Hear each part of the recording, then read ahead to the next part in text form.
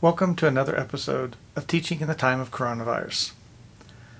So in my introduction video, I said I wasn't going to do technical or basically how-to videos, but I'm going to do a little bit of that today.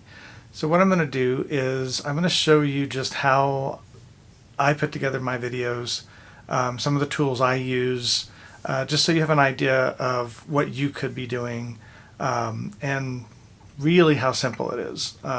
I don't have a ton of experience doing these type of videos, though I've done videos for my classes before, and so I think there's not a huge learning curve for most people if you're trying to put some of these things together in a nicer video format rather than just a simple capture of whatever you did on a screen. Though that is perfectly fine if that's what you have available. But if you want to do a little bit more, make it just a little more polished, you can do that very simply and without a ton of special equipment. So let me show you what I have, and then I'm going to show you how I would put together and what I might use as software. So first off, let me just talk about what I use to record.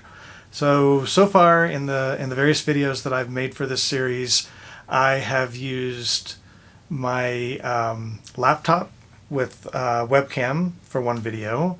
I have used my desktop with webcam for one video. I have also used my cell phone video for actually just a couple of different videos that I've used my cell phone for. And then the one piece of equipment that I have that probably most of you aren't going to have is I have a fairly nice camera that I just bought last year. It's a Canon M50, and that particular camera is known as being a really good vlogging camera. I bought it because I was looking for something that was fairly versatile, and my previous still digital camera was very old.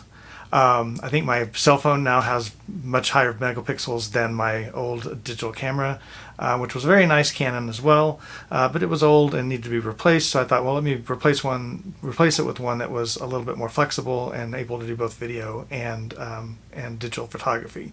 And so that's why I got the Canon M50. I'm going to go ahead and just record just a little bit using my cell phone. And there's the M50. So you have the Meta me filming me. And I have a small Rode microphone on the top, which is capturing the audio right now. And I had purchased a tripod as well that I'm able to use for all of this. All right, so that's the one piece of kind of fancy equipment that I have, and it does an amazing job with video. What I'm going to suggest to you is you use whatever you have. It'll be good enough. It's what you need to work with, and as long as it's got some clear audio with it. You can also, when I'm recording on the computer, I usually use just a little. This is a fairly cheap headset, which allows me to record a little bit better audio when I'm not recording on this nice camera mic. And so that's basically where all the video sources are coming from. And then what I can also do is, of course, record video using Zoom when I'm using my computer and webcam. I can also use Panopto, which I'm going to use in just a second, to record video of PowerPoints and other things. So depending on which software you have, there's a lot of other softwares where you could actually do computer capture and capture things on your screen, as well as capture yourself on a web camera. So what I'm going to do is I'm going to go ahead and turn on Panopto on my laptop here. And I'm using my laptop for all of my video work because I can do that at home or here at work. And it also, I'm more comfortable working from this laptop because I have full control over what programs I can have on it versus the work computer, which has some restrictions. All right, so I'm going to go into Panopto and I'm going to record a new session. You're not going to be able to see me doing that other than what you can see off of this camera right now, because I can't capture Panopto capturing Panopto. But I'm going to go ahead and open that up. And once I get this new session started, I'm going to show you some of the other software that I use. Alright, so what I'm going to do is I'm going to use Panopto to capture the video from the computer screen and show you all the things that I'm doing on the computer, just some of how I work to get this video together. And you can use any video files, anything that you've captured with the particular program that I'm going to show you. And there's obviously other programs you can use as well. So I'm going to start a session in Panopto, and now it's recording whatever my screen is capturing, and I'm going to go to a program called OpenShot. And this is a free program. You can download this and use it. I know you can use it on Linux and Windows computers. I'm not so sure about Mac, but I know there's also lots of video editing softwares in Mac. There's also other video editing softwares in Windows-based systems and Linux systems. But I like this one because it's free and it's really, really powerful. Every video that you've seen of mine, whatever you think of the quality of them, it's been done in OpenShot. And I've used this for several years very, very happily.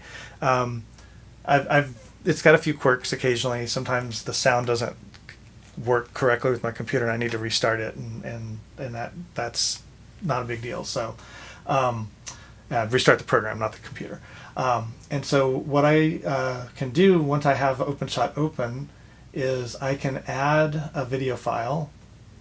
And so what I'm going to do is I'm just going to take, I'm going to go ahead and take a video that I've already put together that has some issues with it. This one had 3 parts, so I can open all 3 parts. I could also bring in, just for now, from another project I've been working on, I'm just going to bring in a JPEG file that I created just using a PowerPoint slide that I exported to JPEG. And I could also insert a Panopto video or a Zoom video or anything that's in video format or image format. I can put in here. I can even insert audio files if I wanted to do like build a PowerPoint and then record an audio and then put those 2 files in separately. I mean, you could do all of that. And then simply when you're ready to start using it, you just drag things down into the tracks down here, and you start editing them. So what I usually have, of course, every video I've got to go over and start the camera, and then I got to step back and do the whole talk that I'm going to do. It's really easy for me just to I can play this little clip until I get to the point where I know I'm talking, and then try to find something where I don't look too goofy. Go in and I just cut that little piece, delete it out, move it back over at the beginning of my timeline, and now my video starts there. You can do all the same kinds of things to splice in the next video, the next piece. If I have something like a JPEG that I want, like as a divider, I can put that in. I can adjust how long that's going to be on the screen, so when you see it, it's going to go to that on the screen for whatever time I set. And then if I put a series of slides in here, it's probably easier to capture those slides on Panopto, but I can put 1 or 2 in here as needed without making a video out of it, change the amount of time they're there, put voiceover on another track if I need to. It's actually very, very powerful editing software. So you probably don't need to get super fancy, but I think this is a wonderful software to use for that. You can save the whole project, so you can go back and tweak pieces or whatever, so it stays in this editable format. And then the other thing that I like to do, or it's nice to do here, is when I'm done with the video, I hit the export video I can save the video wherever I need to save it, and I can set the type of parameters I need there for the video itself. When you export the video, now you have the MP4 file that you're ready to work with. Then what I do after I've done that, and I have my video file, then I'm going to go to YouTube.